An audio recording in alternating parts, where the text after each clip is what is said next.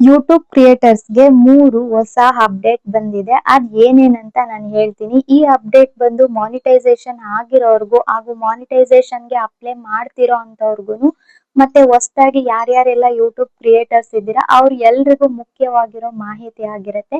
ಈ ಮಾಹಿತಿನ ನೀವೇನಾದ್ರೂ ಮಿಸ್ ಮಾಡ್ಕೊಂಡ್ರೆ ತುಂಬಾನೇ ಮಿಸ್ ಮಾಡ್ಕೊಂಡಂಗ್ ಆಗುತ್ತೆ. ಸೊ ಅದಕ್ಕೆ ಯಾರು ವಿಡಿಯೋನ ಸ್ಕಿಪ್ ಮಾಡ್ದಿರಾ ಪೂರ್ತಿ ವಿಡಿಯೋನ ನೋಡಿ. ವಿಡಿಯೋ ಇಷ್ಟ ಆದ್ರೆ ಲೈಕ್ ಮಾಡಿ, ಕಮೆಂಟ್ ಮಾಡಿ, ನಿಮ್ ಫ್ರೆಂಡ್ಸ್ ಗಳಿಗೆ ಶೇರ್ ಮಾಡಿ. Welcome back to my YouTube channel.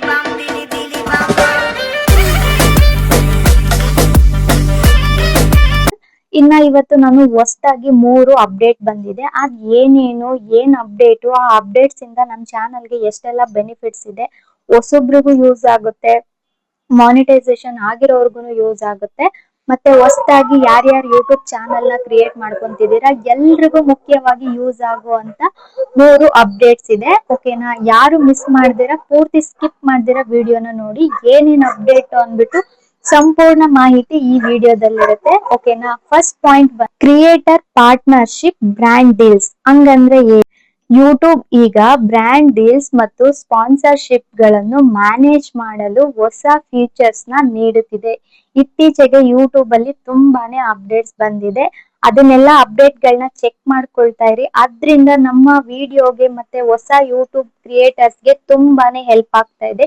ಅದ್ ಏನೇನ್ ಅಪ್ಡೇಟ್ ಕೊಡ್ತಿದೆ ಅಂತ ಪ್ರತಿಯೊಂದನ್ನು ದಿನ ಯೂಟ್ಯೂಬ್ ಸ್ಟುಡಿಯೋದಲ್ಲಿ ಹೋಗಿ ಚೆಕ್ ಮಾಡ್ಕೊಂಡು ಆ ಹೊಸ ಅಪ್ಡೇಟ್ ಗಳನ್ನ ಯೂಸ್ ಮಾಡ್ಕೊಳ್ಳಿ ಅಂತ. ಆಡ್ಸ್ ಮಾತ್ರವಲ್ಲದೆ ಬ್ರ್ಯಾಂಡ್ ಕೊಲಾಬ್ರೇಷನ್ ಕೂಡ ಮಾಡೋದ್ರಿಂದ ಇನ್ಕಮ್ ಸೋರ್ಸ್ ನ ನಾವು ಜಾಸ್ತಿ ಮಾಡ್ಕೊಳ್ಳೋ ಅಂತ ಆಪ್ಷನ್ ನ ಯೂಟ್ಯೂಬ್ ಕಡೆಯವರು ನಮ್ಗೆ ಕೊಡ್ತಾ ಇದ್ದಾರೆ.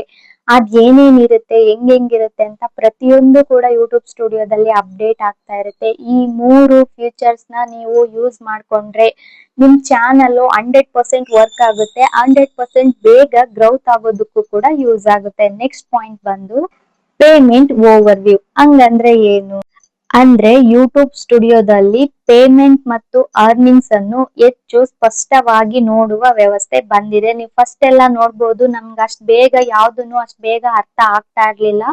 ಬಟ್ ಇವಾಗ ಆ ತರ ಇಲ್ಲ, ಎಲ್ಲದನ್ನು ಡಿಟೈಲ್ ಆಗಿ ಕ್ಲಿಯರ್ ಆಗಿ ಎಲ್ಲದನ್ನು ಮೆನ್ಷನ್ ಮಾಡ್ತಾ ಇದ್ದಾರೆ.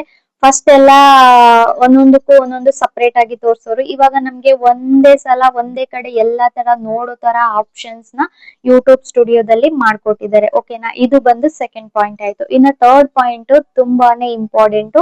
ಇದನ್ನ ಹೆಚ್ಚು ಆಸಕ್ತಿಯಿಂದ ಮಾಡಿದ್ರೆ ನಮ್ ಯೂಟ್ಯೂಬ್ ಚಾನಲ್ 100% ಗ್ರೋತ್ ಆಗೋದ್ರಲ್ಲಿ ಯಾವುದೇ ರೀತಿ ಡೌಟ್ ಬೇಡ. ನಾವು ಈ ತರ ಮಿಸ್ಟೇಕ್ ಗಳನ್ನ ಮಾಡ್ಕೊಂಡು ನಮ್ ಚಾನಲ್ ಹಂಗೋ ಹಿಂಗೋ ನಡೀತಾ ಇದೆ. ಬಟ್ ಹೊಸದಾಗಿ ಕ್ರಿಯೇಟ್ ಮಾಡ್ಕೊಳ್ಳೋರು ಯಾರು ಆ ರೀತಿ ಮಾಡ್ಬೇಡಿ. ನಾನು ಮಾಡ್ಕೊಂಡಿರೋ ಅಂತ ತಪ್ಪುಗಳನ್ನ ಇವಾಗ ತಿದ್ಕೊಂಡು ಮಾಡ್ಕೊಳ್ತಾ ಇದ್ದೀನಿ. ನೀವು ಅದನ್ನ ತಿದ್ಕೊಂಡು ನಿಮ್ ಚಾನಲ್ ನ ಸರಿ ಮಾಡ್ಕೊಳ್ಳಿ ಅಂತ ಹೇಳ್ತೀನಿ. ಥರ್ಡ್ ಬಂದು ಒರಿಜಿನಲ್ ಕಂಟೆಂಟ್. ಒರಿಜಿನಲ್ ಕಂಟೆಂಟ್ ಯಾಕೆ ಮುಖ್ಯ? ಇದು ಬಂದು ನಮ್ಗೆ ಯೂಟ್ಯೂಬ್ ಒಂದು ಚಾನಲ್ ಕ್ರಿಯೇಟ್ ಮಾಡ್ಕೊಂಡಿರೋದ್ರಲ್ಲಿ ಮುಖ್ಯ ಭಾಗ ಆಗಿರುತ್ತೆ. ನಾವು ಏನ್ ಕಂಟೆಂಟ್ ಕೊಡ್ತೀವಿ ಅಂದ್ಬಿಟ್ಟು ಕಂಟೆಂಟ್ ಕೊಡೋದು ಒರಿಜಿನಲ್ ಕಂಟೆಂಟ್ ಆಗಿರ್ಬೇಕು. ಒರಿಜಿನಲ್ ಕಂಟೆಂಟ್ ಆಗಿದ್ರೆ ನಮ್ಗೆ 100% ಯೂಟ್ಯೂಬ್ ಚಾನಲ್ ಗ್ರೌತ್ ಆಗೋದ್ರಲ್ಲಿ ಯಾವ್ದೇ ರೀತಿ ಡೌಟ್ ಬೇಡ. ಅಂದ್ರೆ ಇವಾಗ ಯೂಟ್ಯೂಬ್ ಅವರು ರೀಯೂಸ್ಡ್ ಕಂಟೆಂಟ್, ರಿಪಿಟೇಟಿವ್ ಕಂಟೆಂಟ್ ಅಂದ್ರೆ ನಮ್ಮ ಶ್ರಮ ಕಡಿಮೆ ಇರೋ ಅಂತ ಕಂಟೆಂಟ್ ಗಳ ಮೇಲೆ ಜಾಸ್ತಿ ಗಮನ ಕೊಡ್ತಾ ಇದ್ದಾರೆ. ಅವರು ಜಾಸ್ತಿ ಗಮನ ಕೊಡ್ತಾ ಇರೋದ್ರಿಂದ ಆ ತರ ಒಂದು ಕಂಟೆಂಟ್ ಯಾರ್ಯಾರು ಮಾಡ್ತಾ ಇರ್ತಾರೆ ಅವ್ರ ಚಾನಲ್ಗಳು 100% ಮಾನಿಟೈಸೇಷನ್ ಆಗಲ್ಲ. ಮಾನಿಟೈಸೇಷನ್ ಆದ್ರೂ ಕೂಡ ಅವ್ರದ್ದು ಒಂದು ವಾರ ಅಥವಾ 10 days ಅಲ್ಲಿ ಡಿಮಾನಿಟೈಸೇಷನ್ ಮಾಡ್ತಾರೆ. ರೀಯೂಸ್ಡ್ ಕಂಟೆಂಟ್ ಅಂದ್ರೆ ಹಾಕಿರೋಂತ ವಿಡಿಯೋಗಳನ್ನೇ ಹಾಕ್ತಾ ಇರೋದು, ಅದ್ರಲ್ಲಿ ನಮ್ದು ಏನು ವರ್ಕ್ ಇರಲ್ಲ, ನಾವ್ ಏನು ಅದು ಕಷ್ಟನೇ ಪಟ್ಟಿರಲ್ಲ. ಒಂದ್ ಸ್ವಲ್ಪ ಎಲ್ಲೋ ಡೌನ್ಲೋಡ್ ಮಾಡ್ತೀವಿ, ಎಡಿಟ್ ಮಾಡ್ತೀವಿ, ಅಪ್ಲೋಡ್ ಮಾಡ್ತೀವಿ. ಸೊ ಇಂತ ಒಂದು ಕಂಟೆಂಟ್ ಗಳಿಗೆ ರೀಯೂಸ್ ಕಂಟೆಂಟ್ ಅಂತ ಹೇಳ್ತಾರೆ. ಇನ್ನ ರಿಪಿಟೇಟಿವ್ ಕಂಟೆಂಟ್ ಅಂದ್ರೆ ಒಂದು ಫೋಟೋ ಹಾಕಿರ್ತೀವಿ ಅಥವಾ ಒಂದು ಸೆಂಟೆನ್ಸ್ ನ ಬರ್ದಿರ್ತೀವಿ, ಹಾಕಿದ್ದೇ ಫೋಟೋ ಯಾವಾಗ್ಲೂ ಹಾಕ್ತಾ ಇರ್ತೀವಿ, ಒಂದು ಹಾಕಿದ್ದೇ ಸೆಂಟೆನ್ಸ್ ಯಾವಾಗ್ಲೂ ಹಾಕ್ತಾ ಇರ್ತೀವಿ, ಒಂದು ಹಾಕಿರುವಂತ ಸಾಂಗ್ ನೇ ಯಾವಾಗ್ಲೂ ರಿಪೀಟ್ ಮಾಡ್ತಾ ಇರ್ತೀವಿ. ಇಂತ ಒಂದು ಕಂಟೆಂಟ್ ಗೆ ನಾವು ರಿಪಿಟೇಟಿವ್ ಕಂಟೆಂಟ್ ಅಂತ ಹೇಳ್ತೀವಿ. ನಾನು 2-3 ಚಾನೆಲ್ ಗಳನ್ನ ನೋಡ್ಬಿಟ್ಟಿದೀನಿ. ಅವ್ರು ನನ್ನ ಹತ್ರನೂ ಬಂದು ಹೇಳ್ಕೊಂಡಿದ್ದಾರೆ, ಈ ತರ ಆಗಿದೆ, ಏನ್ ಮಾಡೋದು ಸಿಸ್ಟರ್ ಅನ್ಬಿಟ್ಟು. ನನ್ ಕೈಲಾದಷ್ಟು ನಾನು ಹೆಲ್ಪ್ ಮಾಡಿದೀನಿ. ಅಂದ್ರೆ ನನ್ಗೆಲ್ಲಾ ಗೊತ್ತು ಅಂತ ನಾನು ಹೇಳ್ತಾ ಇಲ್ಲ. ನಾನು ಕೆಲವ್ರನ್ನ ನೋಡ್ಕೊಂಡು ಅಲ್ಪ ಸ್ವಲ್ಪ ತಿಳ್ಕೊಂಡು ನನ್ ಕೈಲಾದಷ್ಟು ಸಹಾಯನ ನಾನು ಮಾಡ್ತಾ ಇದ್ದೀನಿ. ಓಕೆನಾ, ನನಗ್ ಗೊತ್ತಿರೋದನ್ನ ನಾನು ಹೇಳ್ತೀನಿ. ಗೊತ್ತಿಲ್ಲ ಅಂದ್ರೆ ಯಾರನ್ನಾದ್ರೂ ಕೇಳ್ಬಿಟ್ಟು ಆ ಚಾನಲ್ಗೆ ನನ್ ಕೈಲಿ ಏನ್ ಹೆಲ್ಪ್ ಮಾಡಕ್ ಆಗುತ್ತೆ ಆ ತರ ಹೆಲ್ಪ್ ನ ಮಾಡ್ತಾ ಇದ್ದೀನಿ. ಈಗ ಮೊನ್ನೆ ಕೇಳಿ ಸಿಸ್ಟರ್ ಬಂದು ಅವರು ನನ್ಗೆ ಕಳ್ಸಿದ್ರು ಮೇಲ್, ಈ ತರ ಬಂದಿದೆ ಏನ್ ಮಾಡ್ಬೇಕು ಸಿಸ್ಟರ್ ಅನ್ಬಿಟ್ಟು. ಸೊ ಅವ್ರ ಆ ತರ ಕಳಿಸ್ದಾಗ ನನ್ಗೂ ಗೊತ್ತಾಗಿದ್ದು ಈ ತರ ಒಂದ್ ಕಂಟೆಂಟ್ ಇರುತ್ತೆ ಅನ್ಬಿಟ್ಟು, ರಿಪಿಟೇಟಿವ್ ಕಂಟೆಂಟ್. ನಾನ್ ಅವ್ರ ಚಾನೆಲ್ ನ ಹೋಗಿ ಚೆಕ್ ಮಾಡಿದಕ್ಕೆ ಅವರು ಜಸ್ಟ್ ಓನ್ ಆಗಿ ವಾಯ್ಸ್ ಕೊಟ್ಟಿದ್ದಾರೆ, ಅದು ಕಮ್ಮಿ. ಮ್ಯೂಸಿಕ್ ಯೂಸ್ ಮಾಡಿದ್ದಾರೆ ಅಂಡ್ ಇಮೇಜಸ್ ಅದನ್ನು ಅಷ್ಟೇ ಯೂಸ್ ಮಾಡಿದ್ದಾರೆ. ಐ ಥಿಂಕ್ ಅದು AI ಇಮೇಜಸ್ ಇರ್ಬೇಕು. ಅಂಡ್ ಸೆಂಟೆನ್ಸ್ ಅದನ್ನು ಅಷ್ಟೇ ಯೂಸ್ ಮಾಡಿದ್ದಾರೆ. ಸೊ ಇಂತ ಒಂದು ಕಂಟೆಂಟ್ ಯೂಸ್ ಮಾಡ್ಕೊಂಡು ಈ ತರ ಟಾಪಿಕ್ ಎಲ್ಲ ಹಾಕೋದ್ರಿಂದ ಅದು ರಿಪಿಟೇಟಿವ್ ಕಂಟೆಂಟ್ ಅಂತ ಬರುತ್ತೆ. ಓಕೆನಾ, ಸೊ ನೋಡ್ಕೊಂಡು ಮಾಡಿ. ಕಡಿಮೆ ಶ್ರಮದ ಕಂಟೆಂಟ್ ಅಂದ್ರೆ, ಕಡಿಮೆ ಶ್ರಮ ಅಂದ್ರೆ ಯಾವ ತರ ಇರುತ್ತೆ ಹೇಳಿ. ಇವಾಗ ನಾವ್ ಏನು ವಿಡಿಯೋನೇ ಮಾಡಿರಲ್ಲ, ಯಾವ್ದೋ ಒಂದ್ ವಿಡಿಯೋ ಚೆನ್ನಾಗ್ ವ್ಯೂಸ್ ಆಗಿರುತ್ತೆ ಅಂತ ಡೌನ್ಲೋಡ್ ಮಾಡ್ಬಿಡ್ತೀವಿ, ಅಪ್ಲೋಡ್ ಮಾಡ್ಬಿಡ್ತೀವಿ, ಒಂಚೂರು ಎಡಿಟ್ ಮಾಡಿರ್ತೀವಿ ಅಷ್ಟೇ ಅದ್ರಲ್ಲಿ ನಾವು. ಅಥವಾ ಶಾರ್ಟ್ಸ್ ಅಂದ್ರೆ ಸಾಂಗ್ ಚೇಂಜ್ ಮಾಡಿ ಅದೇ ವಿಡಿಯೋನ ಹಾಕ್ತಿವಿ. ಸೊ ಅಂತ ಒಂದು ಕಂಟೆಂಟ್ಗೆ ನಮ್ದು ಶ್ರಮ ಏನು ಇರಲ್ಲ. ಯಾರಾದ್ರೂ ಅಷ್ಟೇ ದುಡ್ಡು ಕೊಡೋರು ಸುಮ್ನೆ ಕೊಡಲ್ಲ. ನಮ್ ಎಫರ್ಟ್ ಅದ್ರಲ್ಲಿ ಏನಾದ್ರೂ ಇರ್ಬೇಕಾಗುತ್ತೆ. ಎಫರ್ಟ್ ಇಲ್ಲ ಅಂದ್ರೆ ಯಾರು ದುಡ್ಡು ಕೊಡಲ್ಲ. ಇವಾಗ ಒಂದ್ ಕೆಲ್ಸಕ್ ಹೋಗ್ತೀವಿ ಅಂತ ಅನ್ಕೊಳ್ಳಿ, ನಮ್ ಕೆಲ್ಸ ಹೆಂಗಿರುತ್ತೆ ನೋಡಿ ಅದ್ರ ಮೇಲೆ ನಮ್ ಸ್ಯಾಲ್ರಿ ಬೇಸ್ ಇರುತ್ತೆ. ಓಕೆನಾ, ಈ ಕೆಲ್ಸ ಮಾಡಿದ್ರೆ ಅಲ್ವಾ ನಮ್ಗೆ ಸಂಬಳ ಕೊಡೋದು. ಯೂಟ್ಯೂಬ್ ಅಷ್ಟೇ, ಹೇಳೋರ್ ಇರಲ್ಲ ಕೇಳೋರ್ ಇರಲ್ಲ, ನಾವ್ ಹೆಂಗ್ ಬೇಕಾದ್ರೂ ಮಾಡ್ಕೊಬಹುದು ಅನ್ಕೊಳ್ಳೋದಕ್ಕೆ ಹೋಗ್ಲೇಬೇಡಿ. ನಾವ್ ಒಳ್ಳೆ ರೀತಿ ಕಂಟೆಂಟ್ ನ ಕೊಟ್ರೆ ನಮ್ ಚಾನಲ್ ಬೇಗ ಗ್ರೋತ್ ಆಗುತ್ತೆ. ಇವಾಗ ನನ್ ಚಾನಲ್ ನೋಡ್ಕೊಳ್ಳಿ, ಮಿಕ್ಸಡ್ ಆಗ್ಬಿಟ್ಟಿದೆ. ಇವಾಗ ಬ್ಲಾಗು ಮಾಡ್ತಾ ಇದ್ದೀನಿ, ಯೂಟ್ಯೂಬ್ ಟಿಪ್ಸ್ ಕೊಡ್ತಾ ಇದ್ದೀನಿ. ಸೊ ಒಂದ್ಸಲ ವ್ಯೂಸ್ ಚೆನ್ನಾಗಿರುತ್ತೆ, ಒಂದ್ಸಲ ವ್ಯೂಸ್ ಆಟೋಮೆಟಿಕ್ ಡೌನ್ ಆಗುತ್ತೆ. ಈಗ ಸದ್ಯಕ್ಕೆ ಒಂದ್ ತಿಂಗಳಿಂದ 20 ಡೇಸ್ ಇಂದ 25 ಡೇಸ್ ಇಂದ ನನ್ಗೆ ವ್ಯೂಸೇ ಬರ್ತಾ ಇಲ್ಲ.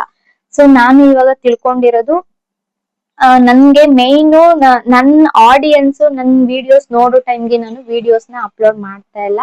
ಸೊ ಇವತ್ತಿಂದ ಅದನ್ನ ಚೇಂಜ್ ಮಾಡ್ಕೊಳ್ತಾ ಇದ್ದೀನಿ ನಾನು. ಸೊ ಹಾಗೆ ನೀವು ಅಷ್ಟೇ ಒಂದ್ ಚಾನಲ್ ಮಾಡ್ಕೊಂಡಿದ್ದೀರಾ ಅಂದ್ರೆ ಬರೀ ವ್ಯೂಸ್ ಬಗ್ಗೆನೇ ನೋಡ್ಕೊಂಡಿರ್ಬಾರ್ದು. ಓಕೆ, ನಾನ್ ಮಾಡ್ತಾ ಇರೋಂತ ವಿಡಿಯೋಸ್ ಕರೆಕ್ಟ್ ಆಗಿದ್ಯಾ, ಕರೆಕ್ಟ್ ಆಗಿರುವಂತ ಮಾಹಿತಿನ ಕೊಡ್ತಾ ಇದೀನ, ಸರಿಯಾದ ಟೈಮ್ಗೆ ಅಪ್ಲೋಡ್ ಮಾಡ್ತಾ ಇದೀನ, ನನ್ನ ಆಡಿಯನ್ಸ್ ಯಾವಾಗ ನನ್ನ ನೋಡಕ್ ಇಷ್ಟಪಡ್ತಾರೆ, ಅವ್ರು ಯಾವಾಗ ನನ್ನ ಯೂಟ್ಯೂಬ್ ಚಾನಲ್ಗೆ ವಿಸಿಟ್ ಮಾಡ್ತಾರೆ ಆ ಟೈಮ್ ನ ನೋಡ್ಕೊಂಡು ನಾವು ನಮ್ಮ ಒಂದು ವಿಡಿಯೋನ ಅಪ್ಲೋಡ್ ಮಾಡ್ಬೇಕಾಗಿರುತ್ತೆ. ಯಾವಾಗಂದ್ರೆ ಅವಾಗ ವಿಡಿಯೋಸ್ ನ ಅಪ್ಲೋಡ್ ಮಾಡಿದ್ರು ಕೂಡ ನಮ್ಗೆ ವ್ಯೂಸ್ ಬರಲ್ಲ. ಓಕೆನಾ, ಈ ತರ ಒಂದು ಪಾಯಿಂಟ್ಸ್ ಇರುತ್ತೆ. ಇನ್ನು ನೆಕ್ಸ್ಟ್ ಬಂದ್ರೆ ನಮ್ದೇ ವಾಯ್ಸ್, ನಮ್ದೇ ವ್ಯಾಲ್ಯೂ ಇರೋ ಅಂತ, ನಮ್ದೇ ಎಕ್ಸ್ಪ್ಲನೇಷನ್ ಇರೋ ಅಂತ ಒಂದು ವಿಡಿಯೋಸ್ ನ ಮಾಡಿ ಹಾಕಿದ್ರೆ ನಮ್ಗೆ ಚಾನಲ್ಗೆ 100% ವರ್ಕ್ ಆಗುತ್ತೆ. ಈ ಮೂರು ನಿಮ್ಗೆ ಪಾಯಿಂಟ್ಸ್ ಅರ್ಥ ಆಗಿರುತ್ತೆ ಅಂತ ಅನ್ಕೊಂತೀನಿ.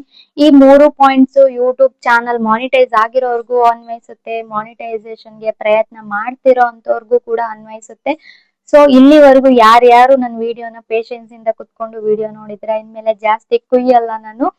ಯೂಟ್ಯೂಬ್ ಟಿಪ್ಸ್ ಅಂದ್ರೆ ಒಂದ್ 7-8 ನಿಮಿಷದಲ್ಲಿ ಮುಗಿಸ್ಬಿಡ್ತೀನಿ. ಓಕೆನಾ, ಇದು ಇವತ್ತಿನ ಟಾಪಿಕ್. ಈ ಮೂರು ಪಾಯಿಂಟ್ಸ್ ನಿಮ್ಗೆ ಅರ್ಥ ಆಗಿರುತ್ತೆ ಅಂತ ಅನ್ಕೊಂತೀನಿ. ಇನ್ನೊಂದ್ಸಲ ಹೇಳ್ಬಿಡ್ತೀನಿ, ಕೇಳಿಸ್ಕೊಳ್ಳಿ. Handles, original content, payment over view, ಇದಿಷ್ಟು ಮೂರು ನಮ್ ಚಾನಲ್ಗೆ ತುಂಬಾ ಮುಖ್ಯವಾಗಿರುತ್ತೆ. ಸೊ ಈ ಮೂರನ್ನು ನಾವು ಕರೆಕ್ಟ್ ಆಗಿ ಮೇಂಟೈನ್ ಮಾಡ್ಕೊಂಡು ನಮ್ ಚಾನಲ್ ಆರಾಮಾಗಿ ಗ್ರೋತ್ ಆಗುತ್ತೆ ಅಂತ ಹೇಳಕ್ಕೆ ಇಷ್ಟಪಡ್ತೀನಿ. ಓಕೆ, ಈ ವಿಡಿಯೋ ನಿಮ್ಗೆ ಏನಾದ್ರೂ ಇಷ್ಟ ಆಗಿದ್ರೆ ಪ್ಲೀಸ್ ಒಂದ್ ಲೈಕ್ ಮಾಡಿ, ಕಮೆಂಟ್ ಮಾಡಿ, ಶೇರ್ ಮಾಡಿ. ಹಾಗೆ ಹೀಗೆ ಹೆಚ್ಚಿನ ಮಾಹಿತಿಗಾಗಿ ನನ್ನ ಚಾನಲ್ಗೆ ಸಬ್ಸ್ಕ್ರೈಬ್ ಮಾಡ್ಕೊಳ್ಳಿ. ಹಾಗೆ ಹೈಪ್ ಆಪ್ಷನ್ಸ್ ಇರುತ್ತೆ, ಹೈಪ್ ಮಾಡಿ, ಲೈಕ್ ಮಾಡಿ, ಕಮೆಂಟ್ ಮಾಡಿ ಅಂತ ಹೇಳ್ತಾ ನೆಕ್ಸ್ಟ್ ವಿಡಿಯೋದಲ್ಲಿ ಸಿಗ್ತೀನಿ. ಅಲ್ಲಿವರೆಗೂ till then take care, love you all, bye.